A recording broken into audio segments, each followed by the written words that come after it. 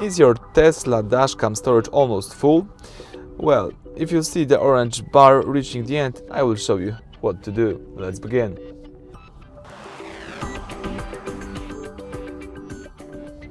Alright, so let me show you how to get access to those information.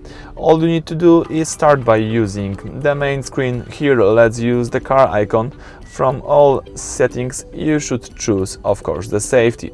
Here let's scroll down and you've got information about your storage health. As you can see, in my case it's almost full. Let me show you how to clear this storage. So you've got two options. You can choose delete the dashcam clips right here.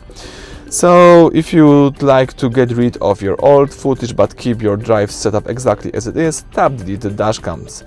This clears out your Sentry and Dashcam folders but keeps the drives ready for new recordings. So in my case I will choose this operation. You should see here the warning. Of course, sometimes it's important to read it. I will show you.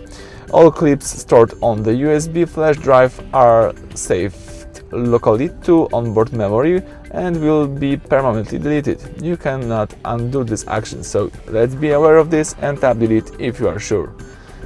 So that's it. I just delete the dashcam clips. As you can see, here is my health and my storage.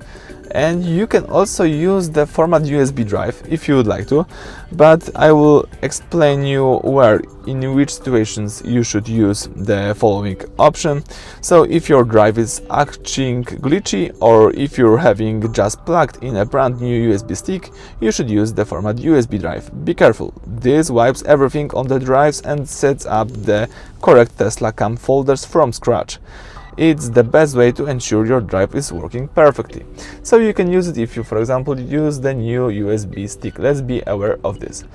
So I think that's it for this video. As you can see now, I can save a lot of dashcam clips. My storage is almost empty, so that's the big news for me. So thank you for watching. Please subscribe to our channel and leave thumbs up under the video.